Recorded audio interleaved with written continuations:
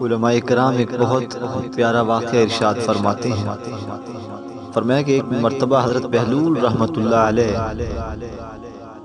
جا رہے تھے، راستے میں شیخ جنید بغدادی رحمۃ اللہ علیہ اپنے مریدوں کو وعظ و نصیحت فرما رہے تھے۔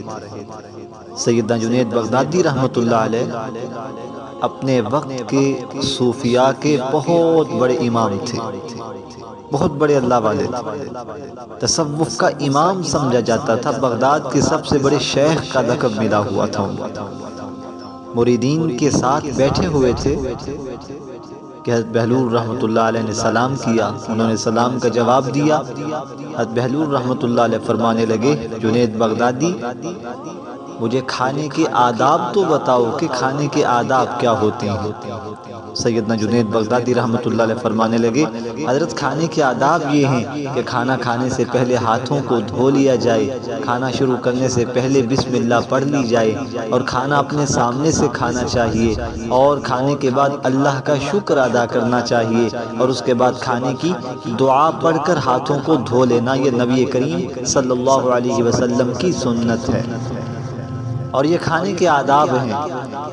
حضرت بہلول رحمۃ اللہ علیہ اٹھے، دامن کو جھاڑا اور غصے سے کہنے لگے، جنید بغدادی تم اتنے بڑے امام ہو لیکن تمہیں کھانے کے آداب کا بھی علم نہیں ہے۔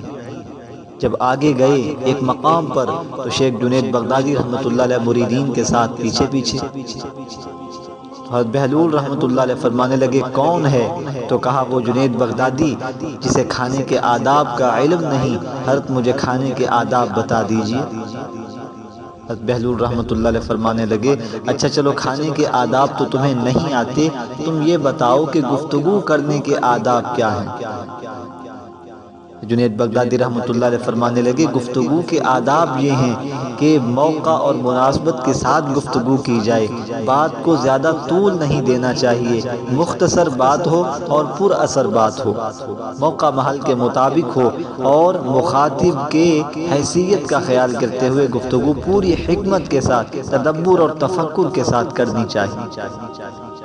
حضرت رحمۃ اللہ علیہ وہاں سے اٹھے اور فرمانے لگے، جنید میں تو یہ سمجھتا تھا کہ تمہیں صرف کھانے کے آداب کا علم نہیں، تمہیں تو گفتگو کرنے کے آداب کا علم بھی نہیں ہے۔ اگلے مقام پر بیٹھے شیخ جنید بغدادی رحمۃ اللہ علیہ مریدین کو ساتھ لے کر وہاں پہنچے، کہا، کون ہے؟ تو جنید بغدادی رحمۃ اللہ علیہ عرض کرنے لگے، حضرت میں وہ جنید بغدادی ہوں جس کو نہ تو کھانے کے آداب کا علم ہے اور نہ ہی اس کو گفتگو کے آداب کا علم ہے۔ حضرت بہلول رحمۃ اللہ علیہ فرمانے لگے، اچھا تمہیں سونے کے آداب کا تو علم ہوگا، مجھے بتائیے کہ سونے کے آداب کیا ہیں۔ سید جنید بغدادی رحمۃ اللہ علیہ فرمانے لگے، حضرت سونے کے آداب یہ ہیں کہ سونے سے پہلے وضو کر لیا جائے، اور نبی کریم صلی اللہ علیہ وسلم کی مسنون دعائیں پڑھ لینی چاہیے، سونے کی دعا کا اہتمام ہو، اور جو ہے وہ تہجد کی نیت کا جو ہے وہ ارادہ ہو، اور اس کے بعد جو ہے دائیں کروٹ پر لیٹنا چاہیے، اور اس کے بعد جو ہے وہ صبح جب اٹھے گا تو سونے کے بعد جو اٹھنے کی دعا ہے اس کا اہتمام ہو جائے۔ حضرت بہلول رحمۃ اللہ علیہ فرمانے لگے، جنید میں تو یہ سمجھتا تھا کہ تمہیں صرف کھانے کے آداب کا علم نہیں، گفتگو کے آداب کا پتہ نہیں، تمہیں تو سونے کے آداب کا بھی علم نہیں ہے۔ حضرت اٹھنے لگے تو جنید بغدادی رحمۃ اللہ علیہ نے دامن تھام لیا اور عرض کرنے لگے، حضرت خدا کے واسطے مجھے بتائیے کہ کھانے کے آداب کیا ہیں۔ فرمایا، جنید تم نے جتنے آداب بتائے وہ بھی آداب ہیں، لیکن ان آداب کی باری بعد میں آتی ہے، وہ فروعی آداب ہیں، تم نے اصولی ادب تو بتایا نہیں۔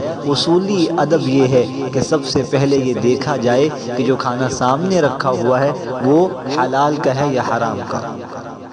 اگر کھانا حرام ہے تو جتنے آداب تم نے بتائے ان کی رعایت بھی کر لی جائے، تب بھی کوئی فائدہ نہ ہوگا۔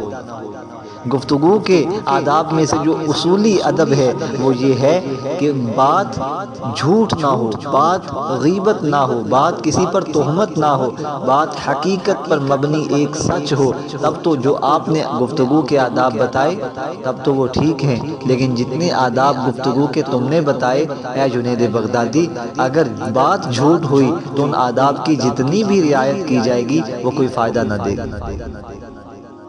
اور جو تم نے سونے کے آداب بتائے وہ سارے آداب بعد میں ہیں۔ سب سے پہلے یہ دیکھا جائے سونے کے آداب میں سے جو اصولی ادب ہے وہ یہ ہے کہ تمہارے دل کے اندر کسی مسلمان کا کینہ، بغض اور حسد نہ ہو۔